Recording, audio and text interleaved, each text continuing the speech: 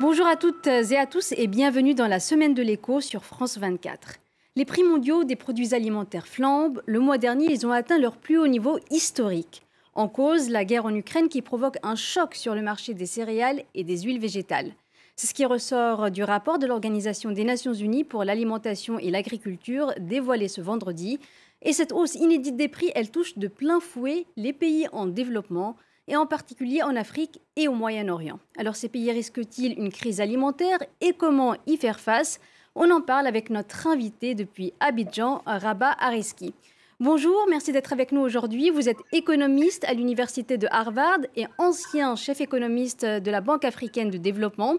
On le voit donc, l'économie mondiale dans son ensemble est confrontée à une flambée inédite des prix alimentaires avec la guerre en Ukraine. Comment l'expliquez-vous?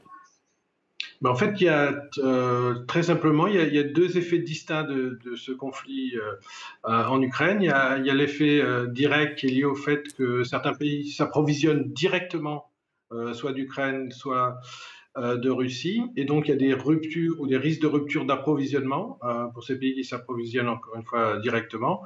Mais étant donné le rôle clé que l'Ukraine et la Russie jouent, que ce soit sur les marchés à l'export de blé, d'huile de table, mais aussi de fertilisants. Ils ont, par ce conflit, par les sanctions, par les destructions, causé des hausses de prix à l'international qui touchent tous les pays, et ça va bien au-delà de ceux qui importent directement de ces deux pays.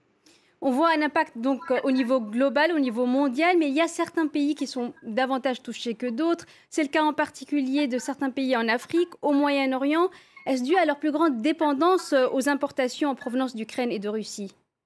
Oui, les pays autour du bassin méditerranéen, je citerai le Liban, l'Égypte, la Tunisie, sont des pays qui sont très dépendants de ces échanges commerciaux avec l'Ukraine et la Russie, et donc sont touchés de plein fouet, parce qu'il est très difficile dans cette période de crise de se réapprovisionner différemment. Mais encore une fois, les pays aussi pauvres où la consommation de biens alimentaires et énergétiques constitue une grande partie du panier de consommation, notamment les pays d'Afrique subsaharienne, sont aussi touchés de plein fouet par cette inflation galopante que la crise ukrainienne a exacerbée. Quels sont les pays d'Afrique subsaharienne les plus touchés justement par cette crise, les conséquences de cette guerre, notamment sur les approvisionnements en aliments? Mais en fait, il y a un certain nombre de pays qui avaient déjà une inflation galopante. Il y a des pays comme l'Éthiopie, le Soudan, qui ont des niveaux d'inflation très élevés, mais qui ont aussi des dettes externes très élevées qui limitent leur possibilité d'essayer de répondre efficacement à cette crise. Et donc ces pays, est-ce qu'ils sont plus vulnérables aux conséquences de la guerre en Ukraine de par leur endettement que vous avez évoqué, de par la pauvreté déjà présente? Qu'est-ce qui les rend plus vulnérables que d'autres et comment y faire face? Oui, en fait, au niveau macroéconomique, les pays qui sont à la fois importateurs d'énergie et importateurs de produits alimentaires sont les plus touchés, et la dette vient rendre la situation impossible à gérer sans l'aide de la communauté internationale. Mais effectivement, les pays où les populations pauvres sont les plus importantes, je vous rappellerai que l'Afrique a 70% des pauvres dans le monde, donc des pays à bas revenus sont les plus touchés mécaniquement parce que les ménages ont une grande part de leurs dépenses en énergie et en produits alimentaires, au-delà même de 50 à 60% de leurs dépenses. Donc Mhm. ils sont touchés de plein fouet, et une attention toute particulière des autorités, de la communauté internationale doit être portée sur ces segments vulnérables de la population pour éviter de l'instabilité et que ces populations Mhm. ne tombent encore plus dans la pauvreté. Justement, donc, vous l'avez évoqué aussi au début de cette interview, le problème pour bon nombre de ces pays, ce n'est pas seulement la flambée des prix, c'est aussi le risque de pénurie, les problèmes d'approvisionnement. Certains pays commencent-ils déjà à manquer de pain, d'huile et comment y faire face? Oui, absolument. Les pays comme la Tunisie, le Liban, l'Égypte, mais aussi le Bangladesh et bien d'autres qui s'approvisionnent directement sont touchés très directement par ces ruptures d'approvisionnement. Et la Banque mondiale et d'autres organisations assistent ces pays pour essayer de trouver des solutions d'approvisionnement. Est-ce qu'on peut déjà parler de risque sur la sécurité alimentaire de ces pays? Est-ce qu'elle est menacée pour certains pays avec un risque de désordre social, d'émeute de la faim même? Absolument, on a vu déjà des troubles au Sri Lanka, ce matin au Pérou. Donc tout ça à cause d'une inflation qui est galopante et de l'impossibilité ou de l'incapacité des gouvernements en place à mener des politiques parce qu'ils ont très peu d'espace budgétaire, des niveaux de dette très élevés. Donc oui, c'est très inquiétant et il y a un risque de contagion très important.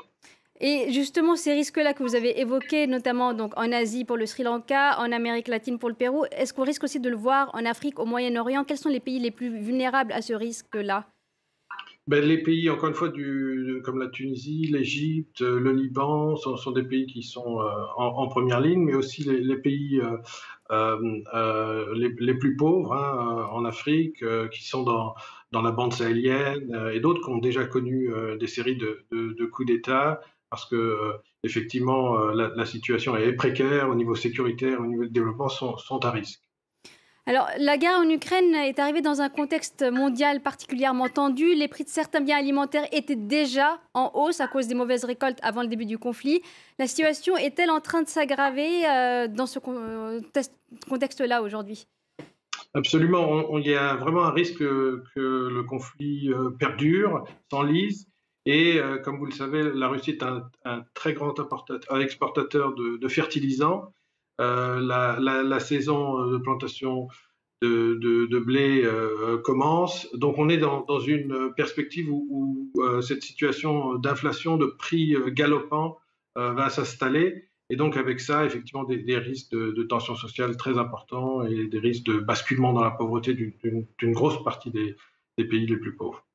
Et cette inflation, elle ne vient pas que des prix des biens alimentaires. Il n'y a pas que ces prix-là qui flambent. Ceux de l'énergie aussi se sont envolés depuis le début de la guerre en Ukraine. Or, de nombreux pays d'Afrique et du Moyen-Orient sont des importateurs nets de ces produits.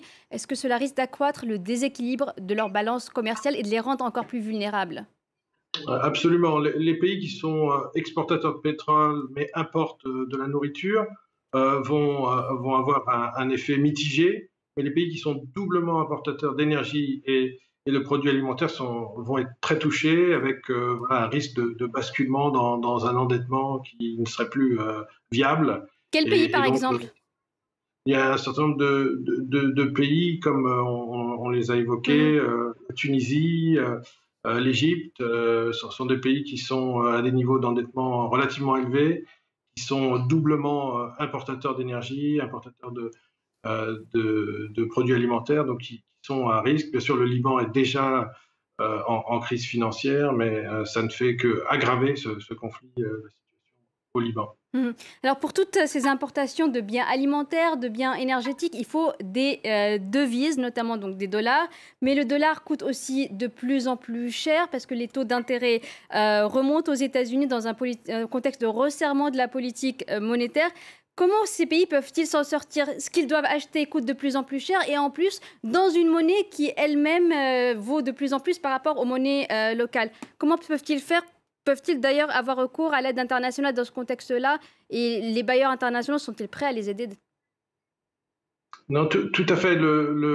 La question de la dévaluation ou de la dépréciation des monnaies des pays en développement est vraiment une question très importante parce que lorsque on procède à soit une dévaluation, que la monnaie est flexible et donc elle se dévalue, ça exacerbe l'inflation. Donc effectivement, si les pays ont des réserves de change, il faut qu'ils défendent leur monnaie, qu'ils maintiennent un taux de change relativement élevé pour éviter cette inflation importée et éviter qu'il y ait une spirale inflationniste qui s'installe. Mais malheureusement, beaucoup de ces pays en développement n'ont plus de réserves de change et donc sont dans l'incapacité de défendre leur monnaie. Et j'ajouterais qu'un certain nombre de pays, comme la Turquie et d'autres, sont des pays qui ont un compte de capital ouvert et le resserrement des taux aux États-Unis conduit à une sortie des flux de capitaux qui exacerbe la dépréciation de la monnaie et donc qui complique la gestion macroéconomique de ces pays.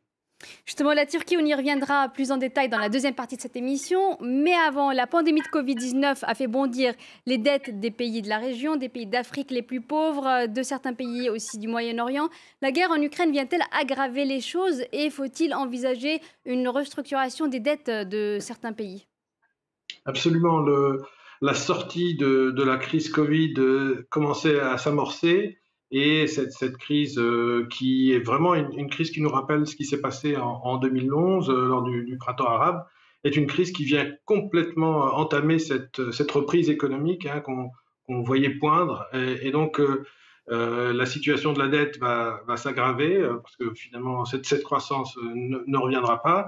En tout cas, pas maintenant. Et donc, du coup, on est vraiment dans une situation où la communauté internationale doit vraiment saisir cette question de la dette, aider les pays à la restructurer et faire qu'ils puissent aller de l'avant et sortir de cette crise imminente, cette crise alimentaire qui a bien des risques au niveau socio-économique.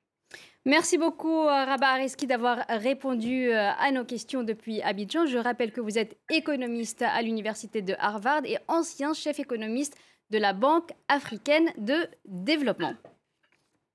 Merci. Nous arrivons donc au terme de cette première partie de la semaine de l'écho. On se retrouve juste après le journal pour parler des conséquences de la guerre en Ukraine sur l'économie turque en particulier. Vous le verrez, là-bas aussi, l'inflation atteint des sommets.